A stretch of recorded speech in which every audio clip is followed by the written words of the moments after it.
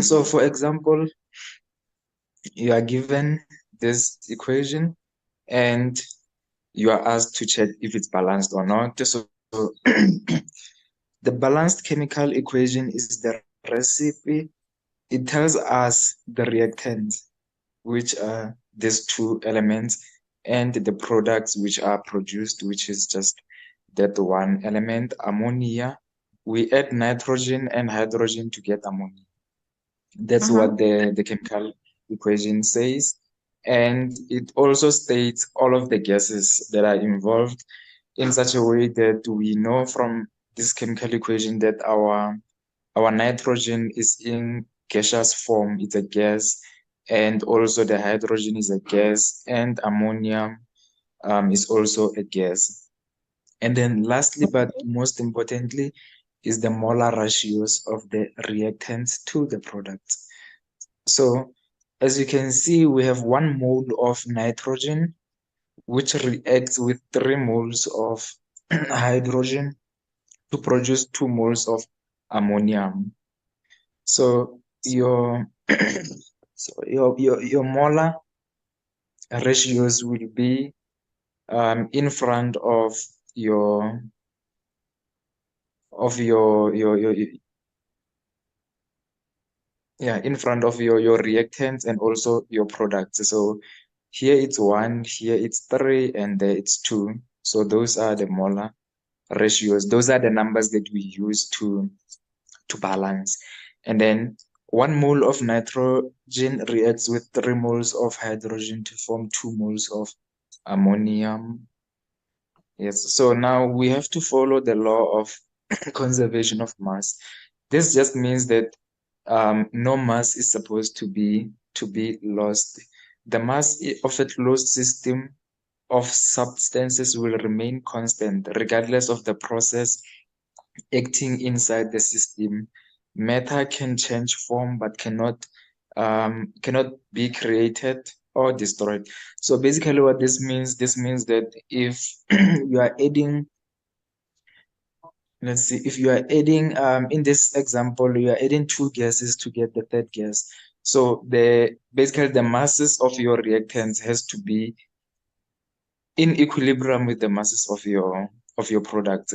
Think of it as if you are having a glass of water, and on the other hand, you are having a 1 liter bottle of concentrated juice that you have to dilute. So if you pour the juice onto that glass, however much that you poured, the from the juice will be like the mass of the juice that you poured onto the water will be added onto the mass of the water. Even the volume will increase. So this is what it means. You have your nitrogen and your hydrogen.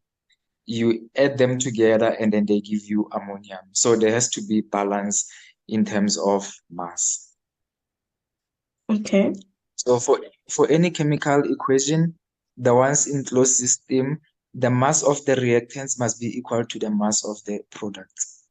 In order to make sure that this is the case, the number of atoms in each element in the reactant must be equal to the number of atoms of those same elements in the product. An example is shown below.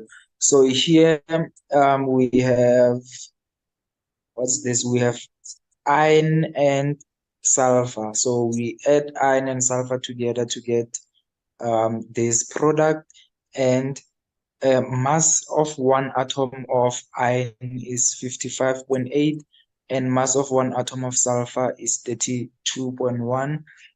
So the mass of one atom of the product is going to be 87.9. I believe they added these two numbers to get 87.9. So that means our reactants was 87.9, and also the mass of our products, it's still 87.9. So not even a single grain or granule of the mass was lost in this process. So hence we are saying the mass has to be constant.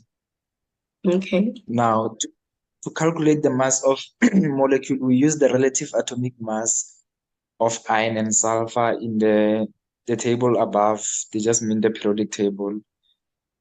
You'll find it on the periodic table. You will notice that the mass of the reactant equals to the mass of the product.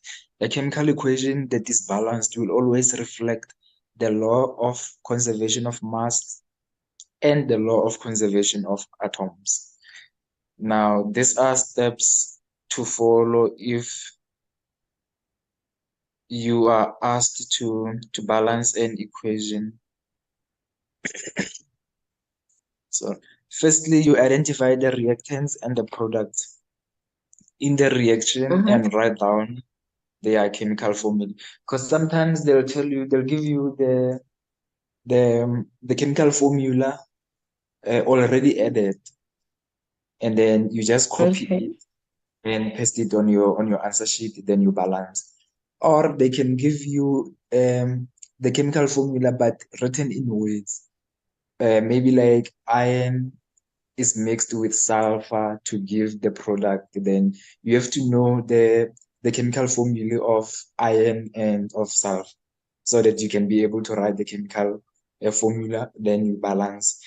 And then lastly, they can give it to you in both ways, whereby they tell you that iron, then on open brackets, they put Fe and they put the state of iron. Then they say it reacts with maybe sulfur. Then on brackets, they put the S to show you that the chemical formula for sulfur is S, and they also give you the the state of that sulfur. So it will just depend on luck which one that you got. So you need to know the chemical formula. So the second step will be you writing, you putting the reactants on the left hand side and the products on the right hand side of the arrow. So this side will be your reactants and this side will be your products. And then now you count the number of atoms of each element in both in the reactants and in the products. So you count the number of reactants here. If you are having a hydrogen, you are saying hydrogen has 2 atoms. If you are having a oxygen, you say oxygen has maybe 3 atoms. That's on the reactant side. Then you also come to the product side. You say